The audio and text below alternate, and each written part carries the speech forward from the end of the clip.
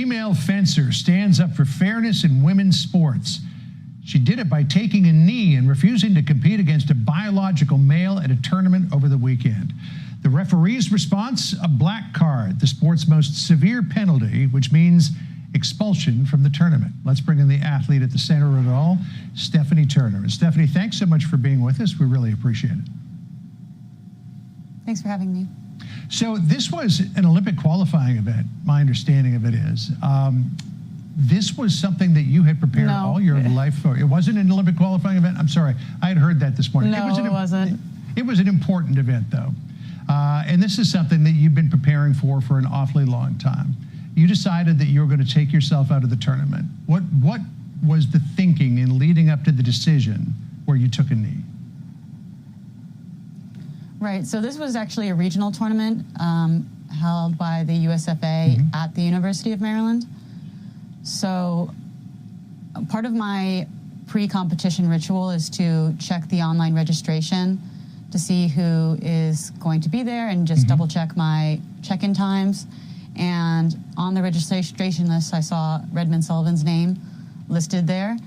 And I recognized this individual from a previous Redux article that had been written stating that this person was a man who had previously competed on the men's team at Wagner and was now competing as a woman within the USFA.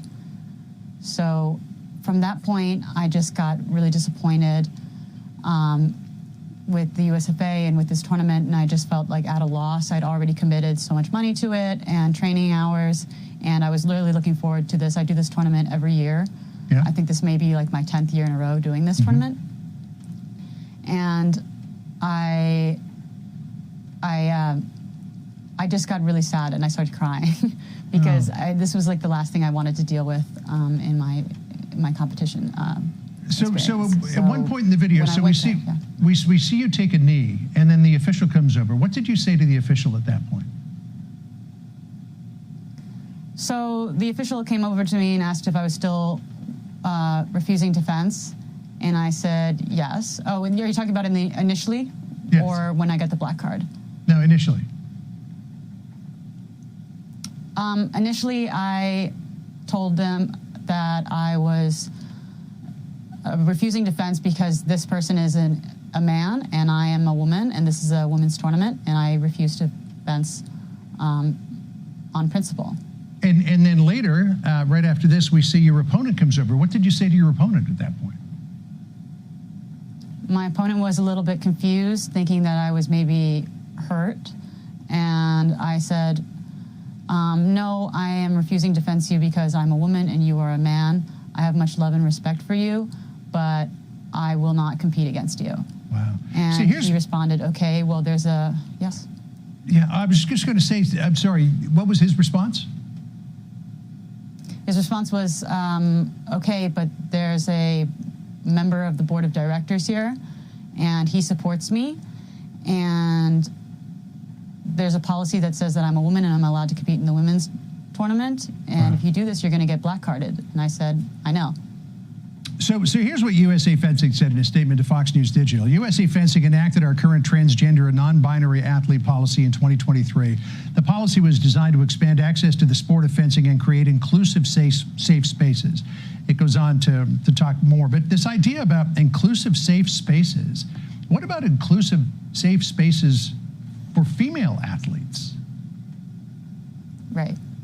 There's nothing for me and there's everything for him, because I have no choice as a woman, as a female, in where I compete. I am a woman and I have an athletic disadvantage to men, so I compete in the women's division, which is where I rightfully am. But he has been given this opportunity to fence in the women's division, and he can compete. He can easily compete in the men's division. He could also compete at mixed events in local tournaments if he wants. There is a place for him.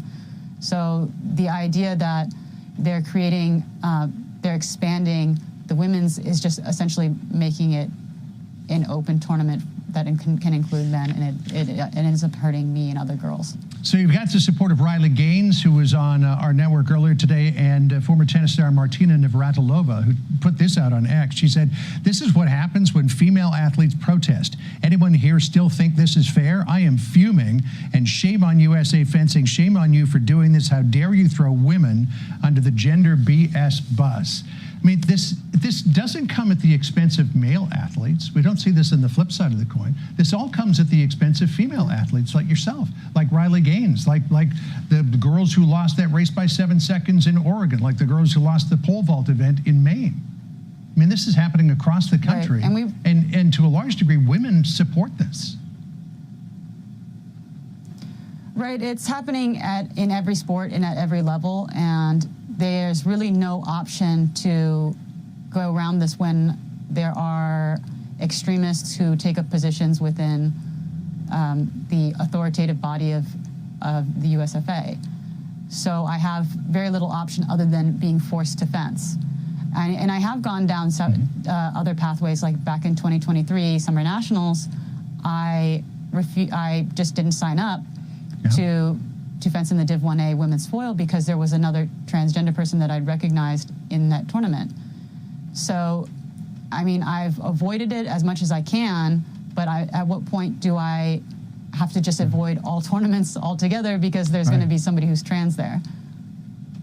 It's a tough choice. As you point out, your opponent had two choices: could compete as biological male or could compete in the women's. You have the choice of competing in the women's. So. And Trump has declared economic independence with sweeping new tariffs on countries around the globe. The president billed it as Liberation Day yesterday and unveiled his reciprocal tariffs line by line on a chart that he carried out. He said it was too windy for the big backdrop they had. So the president says it is about putting America's first and creating a new golden age for American workers. This is one of the most important days, in my opinion, American history. It's our declaration of economic independence. My fellow Americans, this is Liberation Day. April 2nd, 2025 will forever be remembered as the day American industry was reborn, the day America's destiny was reclaimed, and the day that we began to make America wealthy again. American steel workers, auto workers, farmers, and skilled craftsmen watched in anguish as foreign leaders have stolen our jobs, foreign cheaters have ransacked our factories, and foreign scavengers have torn apart our once beautiful American dream. Our country and its taxpayers have been ripped off for more than 50 years, but it is not going to happen anymore. We are finally putting America first. Peter Doocy, live at the White House. Peter, that getting some reaction, I would imagine today, laying it all out in that ad. Yes, and Harris, officials here say that President Trump has wanted to do this for a long time, for like a decade at least. And so, because of that, these tariffs are not going to get pulled down as part of some kind of a global negotiation. In fact, quite the opposite. The president made it clear yesterday, this is not a negotiation. This is a national emergency. He's always willing to pick up the phone to answer calls, but he laid out the case yesterday for why we are doing this. And these countries around the world have had 70 years to do the right thing by the American people, and they have chosen not to. They have ripped off American workers. They have taken our jobs overseas. The president is putting that yesterday. The president himself now says the operation is over. The patient lived and is healing. The prognosis is that the patient will be far stronger, bigger, better, and more resilient than ever before, make America great again. In Europe, though, leaders are scrambling today, trying to figure out how to soften the blow to their economies. Spiral and trigger the rise of further protectionism. The consequences will be dire for millions of people around the globe. The president's big event in the Rose Garden for Liberation Day had supporters cheering. It had the Marine Band playing. There was a lot of pomp and circumstance. They see Liberation Day and all of these new tariffs as a reason to celebrate despite all of today's red on Wall Street. Harris? All right. And, you know, Charles Payne had a good take on it today and will all day long now as we continue to watch what the Dow and other markets are doing. And that is, this is a snapshot compared to the big scope of what's coming in terms of your money being invested. Unless, of course, I say you're retiring soon. Peter Doocy, thank you. So, Kaylee, you had some things to say about this. Yes, so you heard the White House there saying, you know, this is not part of a negotiation, this is here to stay.